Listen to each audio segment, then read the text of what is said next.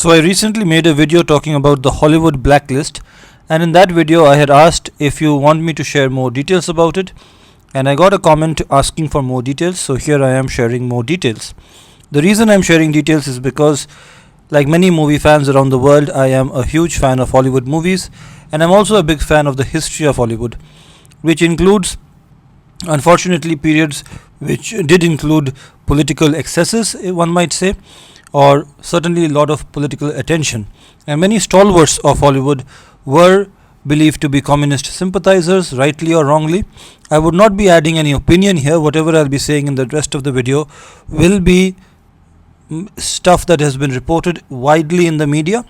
There will be no opinion here. And the reason I'm talking about it is because of a movie that released in 2015 called Trumbo, which was set in the backdrop of the events that I'll be describing in this video. So without further ado, let's get into the meat of the discussion. Let's start with the Hollywood 10. The first systematic Hollywood blacklist was instituted on November 25, 1947, the day after 10 left-wing screenwriters and directors were cited for contempt of Congress for refusing to answer questions before the House Un-American Activities Committee, HUAC. The 10 men, Alva Bessie, Herbert Biberman, Lester Cole, Edward Mithrick, Ring Lardner Jr., John Howard Lawson, Albert Maltz, Samuel Ornids, Adrian Scott, and Dalton Trumbo, had been subpoenaed by the committee in late September to testify about their communist affiliations and associates. The contempt citation included a criminal charge that led to a highly publicized trial and conviction, with a maximum of 1 year in jail in addition to a $1,000 fine, that is $12,700 in today's money, 2024.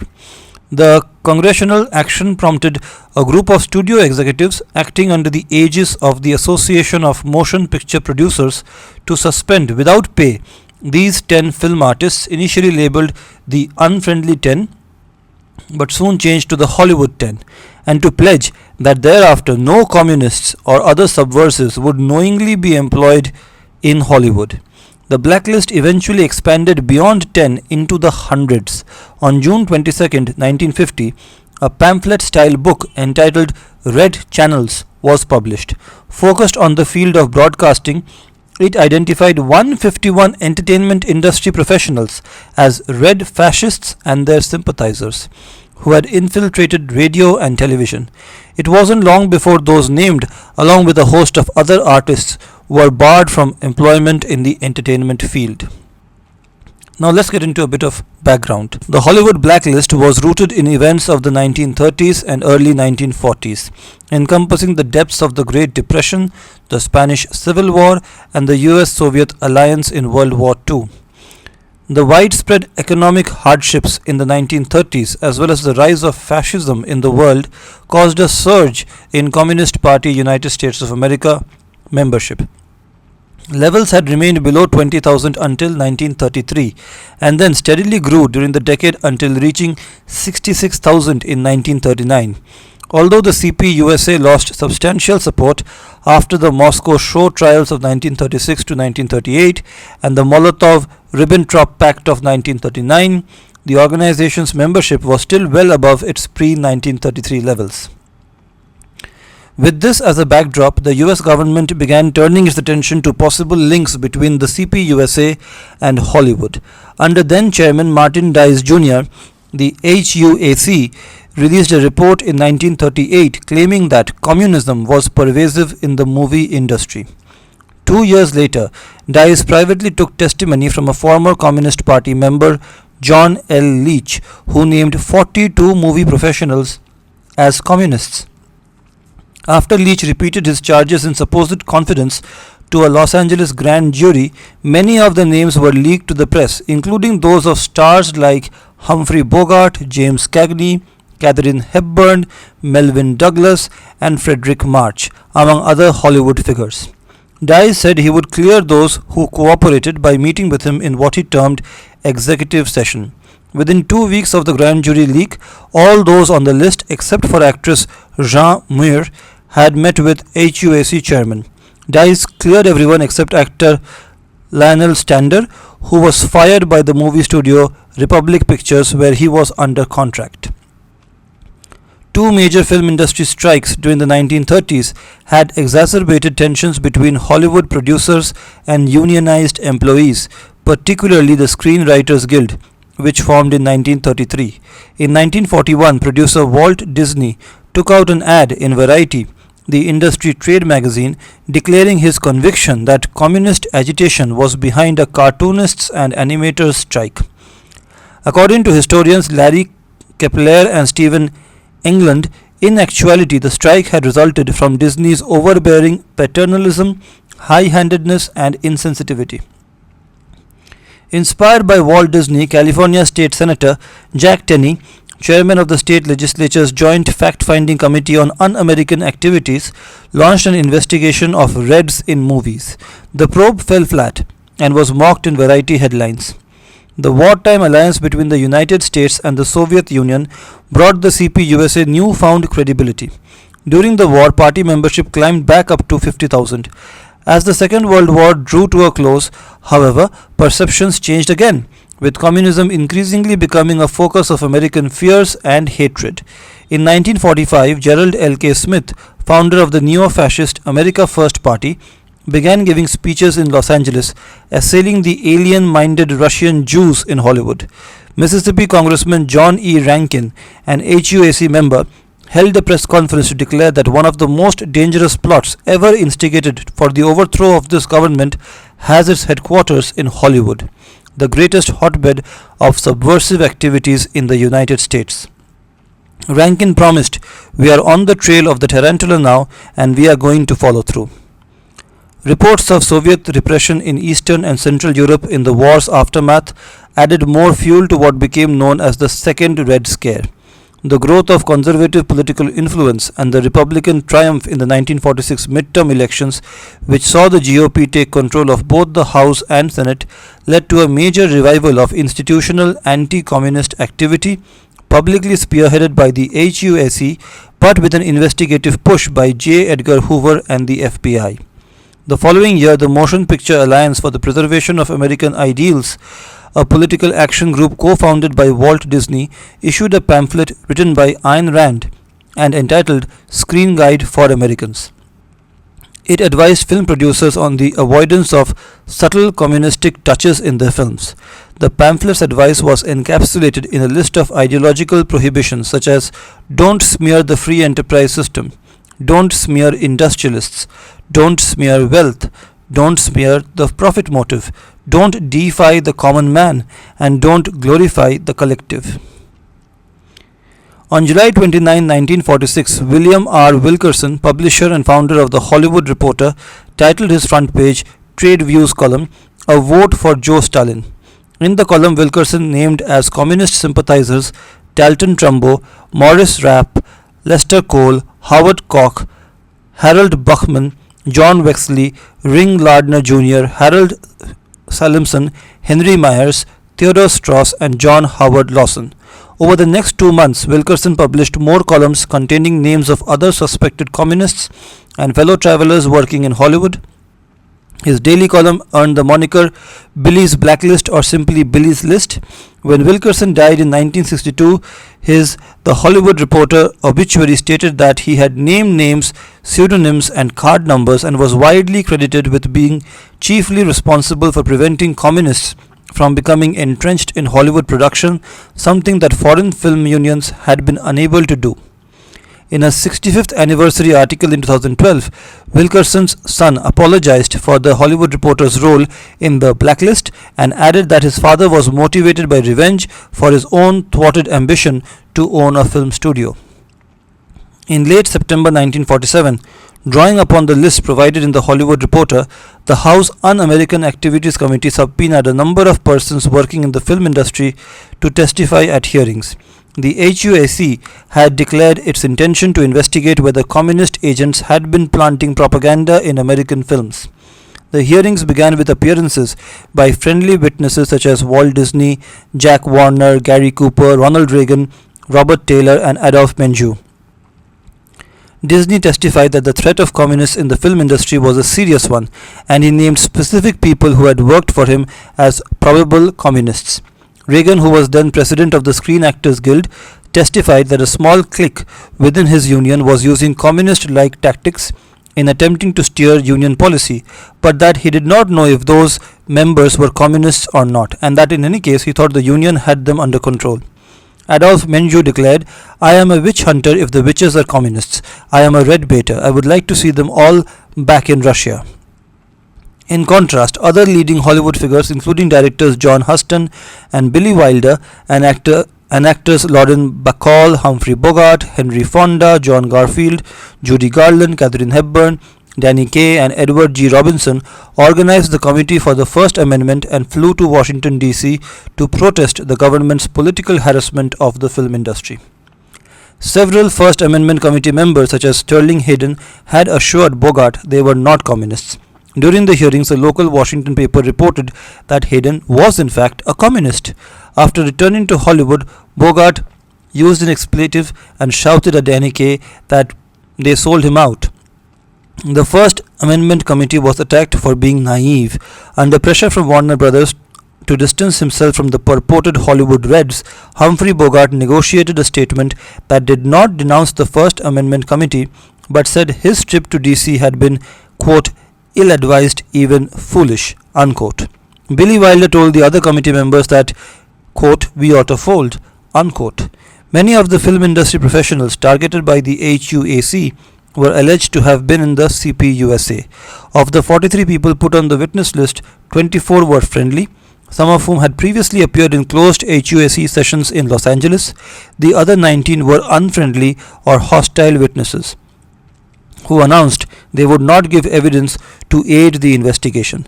When the hearings for the 19 commenced on Monday, October 27th, the nation's attention was riveted, especially given the presence in Washington, D.C. of movie stars from the First Amendment Committee. Only 11 of the 19 were called to testify. One of them, emigre playwright Bertolt Brecht, ultimately decided to answer the HUAC's questions, although he did so evasively and fled the United States the very next day, never to return. The other 10 refused to cooperate, citing their First Amendment right to freedom of speech and assembly. Most of them challenged the legitimacy of the committee. John Howard Lawson said during his testimony, "I am not on trial here, Mr. Chairman. This committee is on trial here before the American people. Let us get that straight." Among the questions they declined to answer was the one now generally rendered as, "Are you now or have you ever been a member of the Communist Party?" The HUAC formally charged the 10 men with contempt of Congress and began criminal proceedings against them in the full House of Representatives. In light of the Hollywood 10's defiance of the HUAC, in addition to refusing to answer questions, they also tried unsuccessfully to read opening statements decrying the House Committee's investigation as unconstitutional. Political pressure mounted on the film industry to demonstrate its anti-subversive bona fides. Late in the hearings, Eric Johnston, president of the Motion Picture Association of America, vowed to the committee that he would never employ any proven or admitted communist because they are just a disruptive force and I don't want them around. On November 17th, the Screen Actors Guild voted to make its officers swear a loyalty pledge, asserting each was not a communist. On November 24th, the House of Representatives voted 346 to 17 to approve citations against the Hollywood 10 for contempt of Congress. The next day, after a meeting of 50 film industry executives at New York City's Waldorf Astoria Hotel, MPAA President Johnston issued a press release that is today referred to as the Waldorf Statement. The statement said the 10 uncooperative witnesses would be fired or suspended without pay and not re-employed until they were cleared of contempt charges and had sworn that they were not communists. The first Hollywood blacklist was in effect. The HUAC hearings failed to turn up any proof that Hollywood was secretly disseminating communist propaganda, but the industry was nonetheless transformed. The fallout from the inquiry was a factor in the decision by Floyd Odlum, the primary owner of RKO Pictures, to leave the industry. As a result, the studio passed into the hands of Howard Hughes. Within weeks of taking over in May 1948, Hughes fired most of RKO's employees and virtually shut the studio down for 6 months while he had the political views of the remaining employees investigated. Then, just as RKO swung back into production, Hughes made the decision to settle a long standing federal antitrust suit against the Big Five studios. This was one of the crucial steps in the collapse of the studio system that had governed Hollywood for a quarter century. In early 1948, all of the Hollywood 10 were convicted of contempt. Following a series of unsuccessful appeals, the cases arrived before the Supreme Court of the United States of America. Among the submissions filed in defense of the 10 was an amicus curiae brief signed by 204 Hollywood professionals. After the court denied review, the 10 men began serving their prison sentences in 1950. One of them, screenwriter Dalton Trumbo, said during an interview for the documentary film Hollywood on Trial, "As far as I was concerned, it was a completely just verdict. I had contempt for that Congress and have had contempt for several since.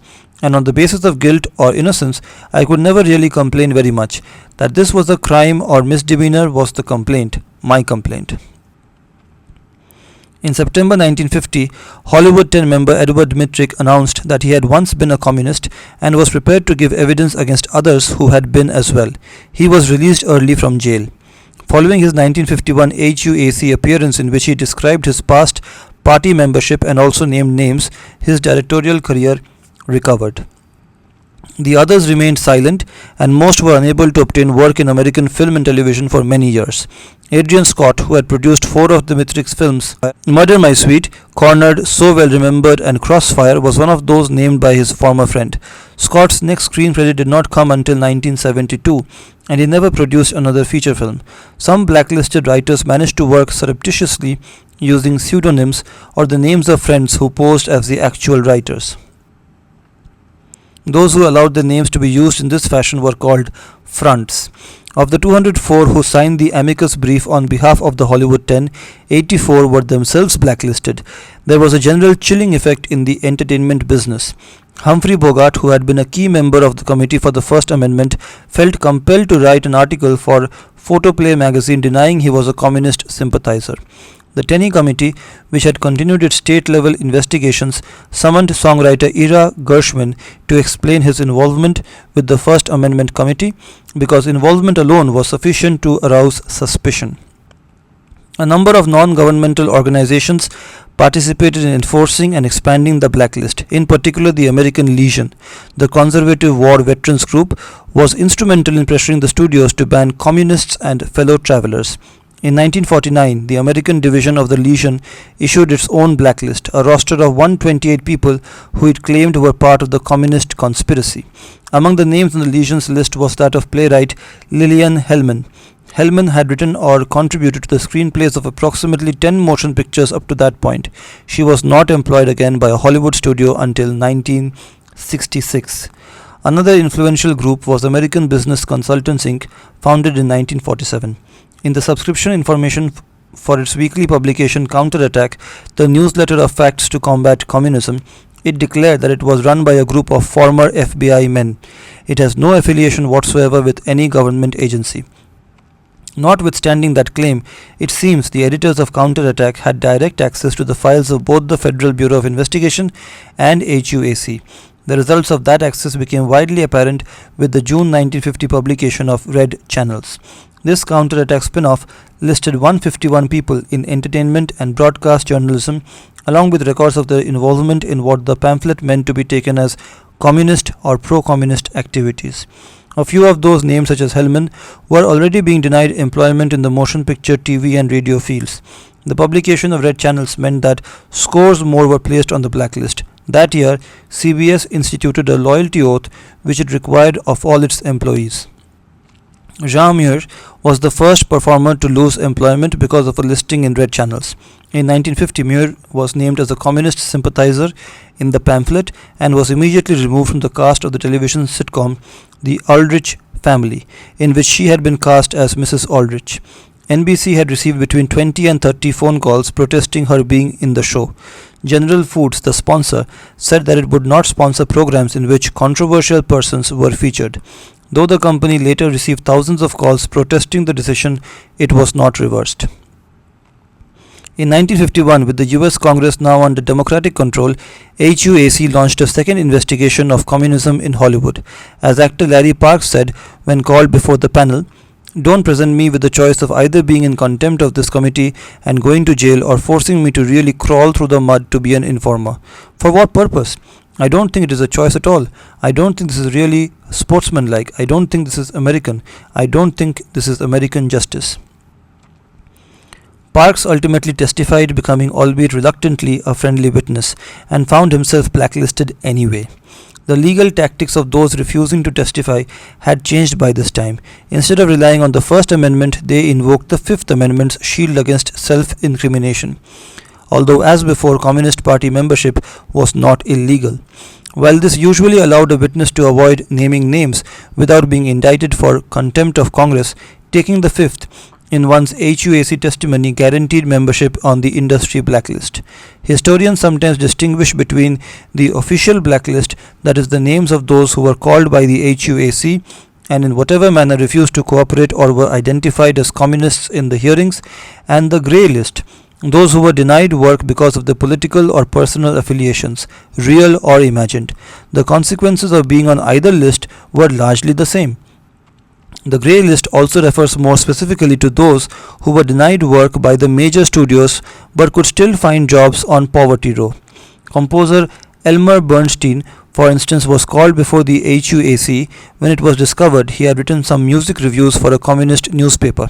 After he refused to name names, pointing out that he had never attended a Communist Party meeting, he found himself composing music for movies such as Catwomen of the Moon.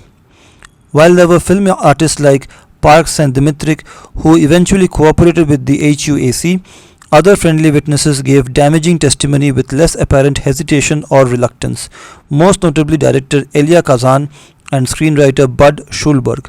Their willingness to describe the political leanings of their friends and professional associates effectively brought a halt to dozens of careers and compelled a number of artists to depart for Mexico or Europe to find employment. Director Jules Dassin was among the best known of these. Briefly a communist, he dropped out of the party in 1939. He was blacklisted after Dimitrik and fellow filmmaker Frank Tuttle named him at HUAC hearings. Dassin left for France and spent much of his remaining career in Greece. Scholar Thomas Doherty describes how the hearings swept onto the blacklist those who had never even been politically active, let alone suspected of being communists. On March 21, 1951, the name of the actor Lionel Stander was uttered by the actor Larry Parks during testimony before HUAC. "Do you know Lionel Stander?" Committee counsel Frank S. Tavener inquired. Parks replied he knew the man but had no knowledge of his political affiliations. No more was said about Stander either by Parks or the committee. No accusation, no insinuation. Yet Stander's phone stopped ringing. Prior to Parks' testimony, Stander had worked on 10 television shows in the previous 100 days. Afterwards, nothing. When Stander himself appeared before the HUAC, he began by pledging his full support in the fight against subversive activities. "I know of a group of fanatics who are desperately trying to undermine the Constitution of the United States by depriving artists and others of life, liberty, and the pursuit of happiness without due process of law. I can tell names and cite instances, and I am one of the first victims of it. This is a group of ex-fascists and America Firsters and anti-Semites, people who hate everybody, including African Americans, minority groups, and most likely themselves. These people are engaged in a conspiracy outside all the legal processes to undermine the very fundamental American concepts upon which our entire system of democracy exists." Stander was clearly speaking of the committee itself. The hunt for subversives extended into every branch of the entertainment industry. In the field of animation, two studios in particular were affected. United Productions of America, UPA, was purged of a large portion of its staff, while New York-based Tempo was entirely crushed. HUAC investigations sometimes had the effect of destroying families. For example, screenwriter Richard Collins, after a brief period on the blacklist, became a friendly witness and abandoned his wife, actress Dorothy Comingore, who refused to name names. After divorcing Comingore, Collins gained custody of the couple's young son as well. The family story was later dramatized in the film Guilty by Suspicion. in 1991, in which the character based on Komingor commits suicide rather than endure a long mental collapse. In real life, Komingor succumbed to alcoholism and died of a pulmonary disease at the age of 58. According to historians Paul Buell and David Wagner, premature strokes and heart attacks were fairly common among blacklistees, along with heavy drinking as a form of suicide on the installment plan. For all that transpired in the HUAC hearings, the proof that communists actually used Hollywood films as vehicles for subversion remained hard to come by. Schulberg reported how his manuscript for the novel What Makes Sammy Run had been subject to ideological critique by Hollywood 10 writer John Howard Lawson, whose comments he had solicited. But the significance of such interactions may have been exaggerated. As historian Gerald Horne notes, many Hollywood screenwriters had joined or associated with the local CPUSA chapter not because of allegiance to communism, but because the CPUSA chapter offered a collective to a profession that was enmeshed in tremendous isolation at the typewriter. Their writers' clinic had an informal board of respected screenwriters, including Lawson and Ring Lardner Jr., who read and commented upon any screenplay submitted to them. Although the criticism could be plentiful, stinging, and sometimes politically dogmatic, the author was entirely free to accept it or reject it as he or she pleased, without incurring the slightest consequence or sanction. Much of the on-screen evidence of communist influence uncovered by the HUAC was flimsy at best. One witness remembered Stander, while performing in a film, whistling the left-wing Internationale as his character waited for an elevator. Another noted that screenwriter Lester Cole had inserted lines from a famous pro-loyalist speech by La Pasionaria about it being better to die on your feet than to live on your knees into a pep talk delivered by a football coach. Others have argued that communists did affect the film industry by suppressing production of works they politically opposed. In a recent magazine article entitled Hollywood's Missing Movies, Kenneth Billingsley cites a case where Trumbo bragged in the Daily Worker about quashing films with anti-Soviet content. Among them were proposed adaptations of Arthur Koestler's anti-totalitarian books Darkness at Noon and The Yogi and the Commissar, which describe the rise of communism in Russia, and Viktor Kravchenko's I Chose Freedom. Authors Ronald and Alice Radosh make a similar point in Red Star over Hollywood that prominent anti-communist books were only influential in the rare intellectual atmosphere of the East Coast, but were kept apart from Hollywood's consideration. In 1952, the Screenwriters Guild, founded in 1933 by 3 future members of the Hollywood 10, amended its screen credit rules to authorize the studios to omit the names of any individuals who had failed to clear themselves before Congress. This agreement prevented a recurrence of what happened in 1950. That's when the blacklisted Dalton Trumbo inadvertently received screen credit for having written, years earlier, the story on which the screenplay for Columbia Pictures' Emergency Wedding was based. But lapses of that kind were not repeated. There were no more instances of film accrediting of blacklisted individuals until 1960. For example, the name of Albert Maltz, who had written the original screenplay for The Robe in the mid-1940s, was nowhere to be seen when the movie was released in 1953. As William O'Neill notes, pressure was maintained even on those who had ostensibly cleared themselves. On December 27, 1952, the American Legion announced that it disapproved of a new film, Moulin Rouge, starring Jose Ferrer, who used to be no more progressive than hundreds of other actors and had already been grilled by HUAC. The picture itself was based on the life of Toulouse-Lautrec and was largely apolitical. 9 members of the Legion had picketed it anyway, giving rise to the controversy. By this time, people were not taking any chances. Ferrer immediately wired the Legion's national commander that he would be glad to join the veterans in their fight against communism. The group's efforts dragged many others onto the blacklist. In 1954, screenwriter Lewis Pollock, a man without any known political views or association, suddenly had his career yanked out from under him because the American Legion confused him with Lewis Pollock, a California clothier who had refused to cooperate with HUAC. Orson Bean recalled that he had briefly been placed on the blacklist after dating a member of the party, despite his own politics being conservative. During this same period, a number of powerful newspaper columnists covering the entertainment industry, including Walter Winchell, Hedda Hopper, Victor Riesel, Jack O'Brien, and George Sokolsky, regularly suggested names that should be added to the blacklist. Actor John Ireland received an out-of-court settlement to end a 1954 lawsuit against the Young and Rubicam advertising agency, which had ordered him dropped from the lead role in a TV series it sponsored. Variety described it as the first industry admission of what has for some time been an open secret, that the threat of being labeled a political nonconformist or worse has been used against show business personalities, and that a screening system is at work determining these actors' availabilities for roles. The Hollywood blacklist had long gone hand in hand with the red baiting activities of J. Edgar Hoover's FBI. Adversaries of HUAC, such as lawyer Bartley Crum, who defended Hollywood 10 members in front of the committee, were themselves branded as communist sympathizers and targeted for investigation. The FBI tapped Crum's phones, opened his mail, and placed him under continuous surveillance. As a consequence, he lost most of his clients and, unable to cope with the stress of ceaseless harassment, committed suicide in 1959. Intimidating and dividing the left is now seen as the central purpose of the HUAC hearings. Fundraising for once popular humanitarian efforts became difficult, and despite the sympathies of many in the industry, there was little open support in Hollywood for causes such as the civil rights movement and the opposition to nuclear weapons testing. The struggles attending the blacklist were played out metaphorically on the big screen in various ways. As described by film historian James Chapman, Carl Foreman, who had refused to testify before the committee, wrote the western High Noon, in which a town marshal finds himself deserted by the good citizens of Hadleyville when a gang of outlaws who had terrorized the town several years earlier returns. Cooper's lawmen cleaned up Hadleyville, but Foreman was forced to leave for Europe to find work. Meanwhile, Kazan and Schulberg collaborated on a movie widely seen as justifying the decision to name names. On the Waterfront became one of the most honored films in Hollywood history, winning 8 Academy Awards, including Oscars for Best Film, Kazan's direction, and Schulberg's screenplay.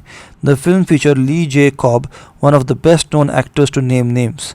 Time Out Film Guide argues that On the Waterfront is undermined by its embarrassing special pleading on behalf of informers. After his release from prison, Herbert Biberman of the Hollywood 10 directed Salt of the Earth. For this project, he and the newly formed Independent Productions Corporation worked in New Mexico, outside the studio system, with a group of blacklisted professionals: producer Paul Jarrico, writer Michael Wilson, and actor Will Geer. The film, which concerns a strike by Mexican-American mine workers with an ahead-of-its-time subplot about the growing feminist consciousness of the workers' wives, was denounced as communist propaganda when it was completed in 1953. Distributors boycotted it, newspapers and radio stations rejected advertisements for it, and the Projectionist Union refused to run it. In 1954, only about a dozen theaters in the US exhibited Salt of the Earth. Jules Tassin was one of the first to successfully defy the blacklist. Although he was named by Edward Dmytryk and Frank Tuttle in spring 1951, Tassin still managed to direct in December 1952 the Broadway play Two's Company with Betty Davis. In June 1956, his French-made film Rififi opened at the Fine Arts Theatre in New York and stayed for 20 weeks. A key figure in bringing an end to blacklisting was John Henry Falk. Falk was a leftist active in the American Federation of Television and Radio Artists Union. He was scrutinized by Aware Inc., a private firm that examined individuals for signs of disloyalty and communist sympathies. Marked by Aware as unfit, Falk was fired by CBS Radio. Almost alone among blacklisting's victims, he decided to sue Aware. Though his case, which began in 1957, dragged through the courts for years, the suit itself was an important symbol of the building resistance to the status quo. The initial cracks in the blacklist were evident on television, specifically at CBS. In 1957, blacklisted actor Norman Lloyd was hired by Alfred Hitchcock as an associate producer for the anthology series Alfred Hitchcock Presents, then entering its 3rd season on the network. On November 30th, 1958, a live CBS production of Wonderful Town, based on short stories written by then-communist Ruth McKinney, appeared with the proper writing credit of blacklisted Edward Chodorov, along with his literary partner Joseph Fields. The following year, actress Betty Hutton insisted that blacklisted composer Jerry Fielding must be hired as musical director for her new series, also on CBS. The first big break in the Hollywood blacklist followed soon after. On January 20, 1960, director Otto Preminger publicly announced that Dalton Trumbo, one of the best-known members of the Hollywood 10, would be the screenwriter of Preminger's forthcoming film Exodus. 6.5 months later, with Exodus still to debut, the New York Times reported that Universal Pictures would give Trumbo screen credit for his writing work on Spartacus, a decision now recognized as being largely made by the film's star/producer Kirk Douglas. On October 6th, Spartacus premiered, the first movie to bear Trumbo's name since he had received story credit on Emergency Wedding in 1950, 10 years back. In the period from 1947 to 1960, Trumbo had written or co-written approximately 17 motion pictures without any credit. Exodus followed in December 1960, also bearing Trumbo's name. The Blacklist was now clearly coming to an end, but its effects have continued to reverberate up until the present day in 2024. John Henry Falk won his lawsuit in 1962. With this court decision, the private blacklisters and those who enforced entertainment industry blacklists were put on notice that they were legally liable for the professional and financial damage they caused, which helped bring a halt to smear publications like Counterattack. However, a number of blacklistees, such as Adrian Scott and Lillian Hellman, remained personae non gratae for several more years. The character actor Lionel Stander could not find film work until 1965. Hollywood 10 screenwriters John Howard Lawson and Lester Cole, who did not renounce communism in later life, were never unblacklisted. Some of those who named names like Kazan and Schulberg argued for decades afterward that they had made an ethically proper decision. Others, like actor Lee J. Cobb and director Michael Gordon, who gave friendly testimony to HUAC after suffering on the blacklist for a time, conceded with remorse that their plan was to name their way back to work. A few informers were haunted by the choice they made. In 1963, actor Sterling Hayden declared, "I was a rat, a stoolie, and the names I named of those close friends were blacklisted and deprived of their livelihood." Scholars Paul Buell and Dave Wagner state that Hayden was widely believed to have drunk himself into a near suicidal depression decades before his 1986 death. Into the 21st century, the Writers Guild pursued the correction of screen credits in movies of the 1950s and early 1960s to properly reflect the contributions of blacklisted writers such as Carl Foreman and Hugo Butler. On December 19, 2011, the Guild, acting on a request for an investigation made by his dying son Christopher Trumbo, announced that Dalton Trumbo would get full credit for his work on the screenplay for the romantic comedy Roman Holiday, almost 60 years after the fact. I hope you like listening to my history lesson.